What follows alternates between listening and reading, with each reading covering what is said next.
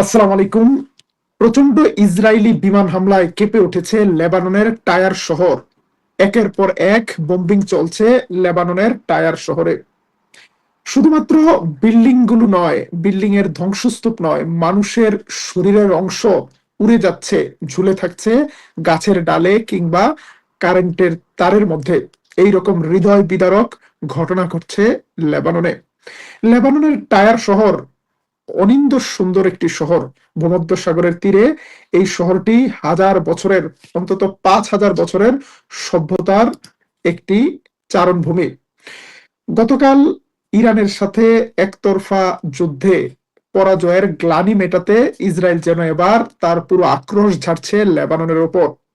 ইসরায়েলের মন্ত্রিসভার নতুন বৈঠকে সিদ্ধান্ত হয়েছে, যদি হিজবুল্লাহ ইসরায়েলের ভেতরে আক্রমণ করে তাহলে পাল্টা আক্রমণ হবে বেইরুতে।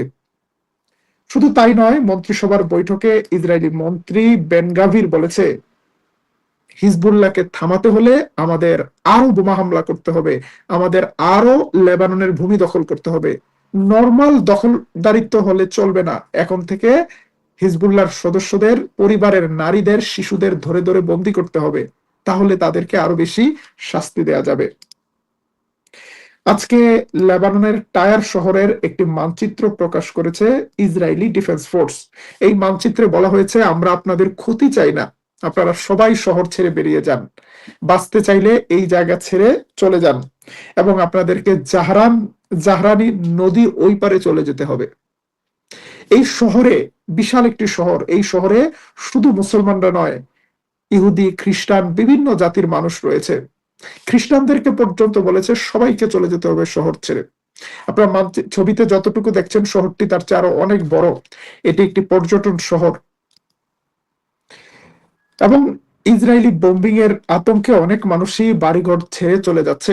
যখন বিনা কারণে মানুষকে বাড়িঘর থেকে তাড়িয়ে দেওয়া হচ্ছে, বাড়িঘর ধ্বংস করা হচ্ছে, তখন কোথাও কি দেখা যাচ্ছে পশ্চিমা মানবাধিকার কর্মীদের? তাদের কণ্ঠে কি কোনো সুর আছে, টান আছে? এই জায়গায় এই ঘটনার জন্য মূল সন্ত্রাসী কর্মকাণ্ড কারা করছে? ডোনাল্ড ট্রাম্প মৃদু ভাষায় নেতানিয়াহুকে বলছে, নেতানিয়াহু থামো, আমি একটি যুদ্ধবিরতির আয়োজন করছি, আমি একটি চুক্তি করতে চাইছি। কিন্তু পশ্চিমাদের এই থামো শব্দটি কতটুকু সিরিয়াস আর কতটুকু লোক দেখানো, সেটা নিয়ে একটা প্রশ্ন থেকে যায়। প্রিয় দর্শক, ইসরায়েলের প্রথম টার্গেট ছিল তাদের সীমান্ত নিরাপত্তার কথা বলে লেবাননের ভেতরে আক্রমণ করা।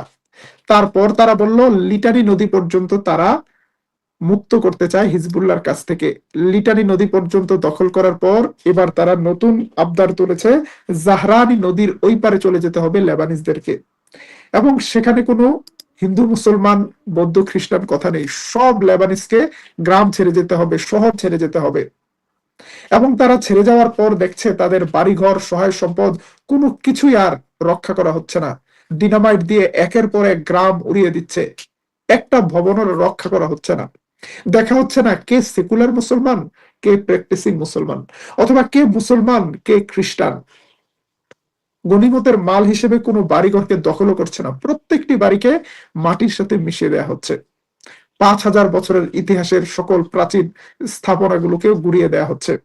এমনকি খ্রিস্টানদের চার্চের বা গির্জার মূর্তিগুলোর সাথে অবমাননার ঘটনা রেকর্ড করা হয়েছে।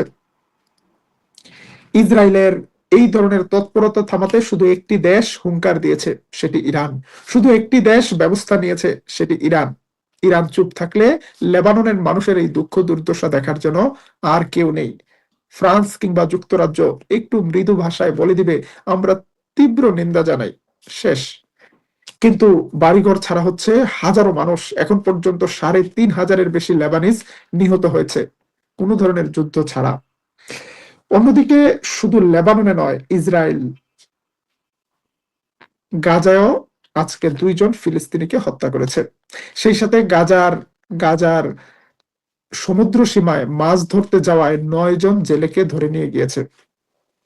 গাজায় সব ধরনের ত্রাণ বন্ধ করে দিয়েছে ইসরায়েল। মানুষ কি খাবে? বাড়ির সামনে নদী, নদীর মধ্যে মাছ, সাগর, এই সাগরে নামলে ইসরায়েলি নৌবাহিনীর সদস্যরা গ্রেপ্তার করে ধরে নিয়ে গিয়েছে অজ্ঞাত স্থানে 9 জন গাজার জেলেকে। এই তৎপরতা কখন থামবে কেউ জানে না।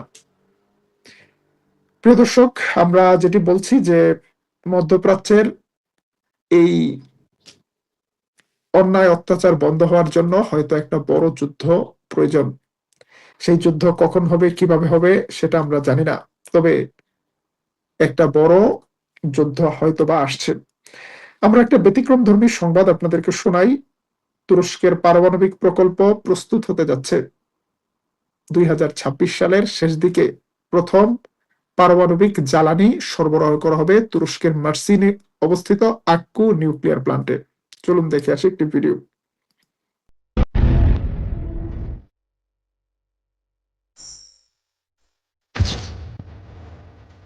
Cumhuriyet tarihimizin tek kalemdeki en büyük yatırımı Akkuyu'da Infinite'nin devreye alınması sürecinde kritik bir kilometre taşına ulaşıldı. Şu anda birinci ünitenin reaktör binasındayız. Ünitenin kalbi niteliğindeki reaktör basınç kabına gerçek nükleer yakıtla aynı ölçü, ağırlık ve tasarım özelliklerine sahip 163 temsili nükleer yakıt demetin sırasıyla yükleniyor. Gerçek yakıt yüklemesinin provası niteliğindeki bu operasyonla sistemlerin mekanik uyumu, yakıt yükleme makinesiyle yürütülen taşıma işlemleri ve reaktörün hidrolik özellikleri test edilecek.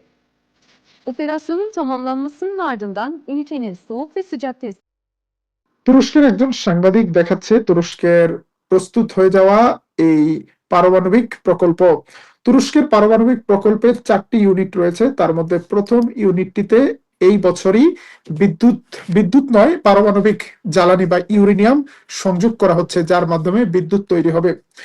এই পারমাণবিক প্রকল্পটিকেও target করতে চায় Israel. ইসরায়েলপন্থী American বিশ্লেষক Isaac Robin বলেছে ইসরায়েলকে এই পারমাণবিক প্রকল্পে হামলা করতে হবে। তবে তুরস্ক নীরবে কাজ করছে, তুরস্ক নীরবে তার শক্তি বৃদ্ধি করছে। কে কি বলল সেটাতে পাত্তা দেওয়ার কোনো সময় তুরস্কের হাতে নেই। তুরস্ক একাধারে তার শক্তি বৃদ্ধি করছে এবং অন্যান্য মুসলিম দেশগুলোর সাথে সমঝোতা করে চলার চেষ্টা করছে। সাম্প্রতিক ইরান ইসরায়েল 2 দফা লড়াইয়ের সময় তুরস্কের সাথে ঘনিষ্ঠ যোগাযোগ রক্ষা করেছে ইরানের পররাষ্ট্রমন্ত্রী আব্বাস আরাকচি। আজকের প্রথম রাউন্ডে ইসরায়েল ব্যাপক হামলা চালিয়েছে টায়ার শহরে। এখন পর্যন্ত হিজবুল্লাহর বড় কোনো অ্যাকশন দেখা যায়নি বা আমাদের কাছে পর্যন্ত খবর পৌঁছেনি। যদি পাল্টা কোনো প্রতিক্রিয়া হিজবুল্লাহ কিংবা ইরান দেয় আমরা সেটা আপনাদেরকে জানাবো। এর আগে ইরান বলেছিল যে এখন থেকে লেবাননে যদি কোনো হামলা হয় সেটা শুধু রাজধানী বেইরুত নয়, লেবাননের যে কোনো জায়গায় যদি হামলা হয় তাহলে হামলা হবে ইসরায়েলেও, এবং তারা এটা এক দফা করে দেখিয়েছেও। পরবর্তীতে ডোনাল্ড ট্রাম্প উভয় পক্ষকে কনভিন্স করেছে আর কোনো হামলা হবে না, যুদ্ধ বন্ধ করো। ইরান যুদ্ধ বন্ধ করলেও হামলা বন্ধ করেনি ইসরায়েল, এবং তাদের মন্ত্রিসভার আজকের বৈঠকের সিদ্ধান্ত নিয়েছে এখন থেকে বেইরুতে হামলা করতে হলে আর সরকারের অনুমতি নিতে হবে না। ইসরায়েলের মিলিটারি চাইলেই যে কোনো সময় তারা বেইরুতে হামলা করতে পারবে। ইসরায়েলের এই বারবারন্ত রোধ করতে ইরানের কি আরেকটি অ্যাকশনে যাওয়া দরকার, নাকি ইরান ডোনাল্ড ট্রাম্পের সাথে আলোচনার মাধ্যমে ইসরায়েলকে নরম করতে পারবে, ইসরায়েলকে থামাতে পারবে? ইসরায়েল কি আলোচনায় কথা শুনবে? কথা শোনার মতো দেশ কিংবা নেতা কি নেতানিয়াহু? কি দরকার, ইসরায়েলের সাথে আমেরিকার মাধ্যমে চাপ দেওয়া নাকি ইরানের সরাসরি অ্যাকশন, ডাইরেক্ট অ্যাকশনের পথ নেওয়া? আপনাদের মতামত জানাতে পারেন আমাদের কমেন্ট বক্সে। রাতের লাইভে দেখা হবে ইরানের পরবর্তী রিঅ্যাকশনের সংবাদ নিয়ে। আল্লাহ হাফেজ।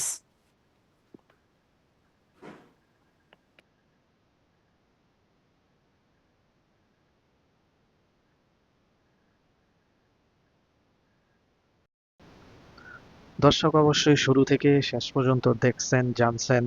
অবশ্যই আপনাদের মূল্যবান মতামত কমেন্টে জানিয়ে দিবেন। তো সবাই ভালো থাকবেন। ধন্যবাদ সবাইকে।